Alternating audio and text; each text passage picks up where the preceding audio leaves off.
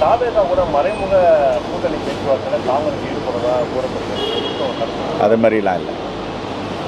நாங்கள் எதுக்கு மறைமுகமாக பேச்சுவார்த்தை நடத்தணும்? என்ன தேவை இருக்குது மறைமுகமாக நடத்துறதுக்கு? காங்கிரஸ் பார்ட்டி 145 இயர் ஓல்டு பார்ட்டிங்க, ஹிஸ்டாரிக்கல் டெமோக்ராட்டிக் பார்ட்டி. இந்த கட்சி எதுக்கு வந்து மறைமுகமாக பேச்சுவார்த்தை நடத்தணும்? அது மாதிரிலாம் ஒன்றும் கிடையாது. எடப்பாடி பழனிசாமி இன்னைக்கு நீலகிரி மாவட்டத்தில் வந்து பேசியிருக்காரு. திமுக கூட்டணியில் வந்து சலசலப்பு வந்து ஏற்பட்டிருக்கு. காங்கிரஸ் கட்சியுடைய மூத்த நிர்வாகிகள்லாம் ஆட்சி அதிகாரத்தில் பங்கு அப்படின்ற கருத்தெல்லாம் வந்து வெளிப்படுத்திட்டு வராங்க. எனவே அந்த கூட்டணியில் சலசலப்பு வந்து ஏற்பட்டிருக்கு, மாற்றம் வரும் அப்படின்றத பேசியிருக்கோம். எப்படி பார்க்குறீங்க? இங்கே இந்தியா கூட்டணியில் மாற்றம் வராது, அவர் கூட்டணியில் தான் மாற்றம் வரும். எல்லோரும் அவர்கிட்ட இருந்து வெளியில் போயிட்டுருக்காங்க. அவருடைய கூட்டணியிலேருந்து டிடிவி தினகரன் இருந்தார், வெளியே போயிட்டார். ஓபிஎஸ் இருந்தார், வெளியில் போயிட்டாங்க. அம்மையார் சசிகலா ஆதரவு தெரிவித்தாங்க. இப்போ நிலைப்பாடு என்னன்னு தெரியாது. இப்போ புதியதாக அண்ணன் செங்கோட்டையன் கிளம்பியிருக்கார். அந்த அவருடைய கட்சியை அதை சரி பண்ண சொல்லுங்கள். அவர் ஏன் இந்தியா கூட்டணிக்குள்ளேயும் காங்கிரஸ்குள்ளேயும் வராரு? பாஜக திமுகவை விமர்சிக்கும் விஜய் வந்து காங்கிரஸை வந்து விமர்சிக்கிறது இல்லை அப்படின்னு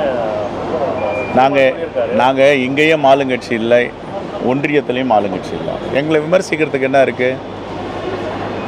விமர்சிக்கிறதுக்கு என்ன இருக்குது? நாங்கள் மக்களுக்கான கட்சி. 125 ஆண்டுகளை கடந்து ஒரு மிகப்பெரிய பேரியக்கமாக காஷ்மீர் முதல் கன்னியாகுமரி வரை இருக்கின்ற கட்சி காங்கிரஸ் கட்சி. எங்கேயாவது ஒரு மாநிலத்தில் ஆட்சி இருக்க தான் செய்யும். ரைட்? கடைசியாக திருவாரூர் நாகப்பட்டினத்தில் பரப்புரை மேற்கொண்ட விஜய் வந்து நாகப்பட்டினத்தில் வந்து பார்த்திங்கன்னா மெரின் காலேஜ் வந்து இன்னும் அமைக்கலை.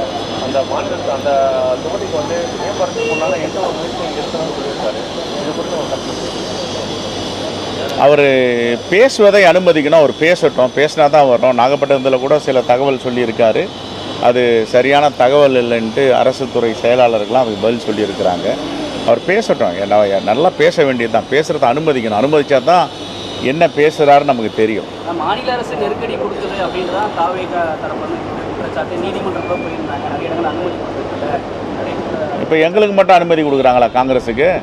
ஒரு போராட்டத்துக்கும் போராடி தான் வாங்குகிறோம். அவங்க என்ன சொல்கிறாங்க? காவல்துறையில் வந்து இது மாதிரியான ஒரு கட்டளைகள் இருக்குன்னு நீங்கள் 7 நாளைக்கு முன்னாடி அனுமதி கேட்கணும். 1 நாள் 2 நாளில் பண்ணிங்கெல்லாம் அனுமதி கொடுக்க முடியாது அப்படின்றாங்க. போராடி தான் நாங்கள் போராட்டங்கள் நடத்துகிறோம். எத்தனை முறை என்னை கைது பண்ணியிருக்காங்க?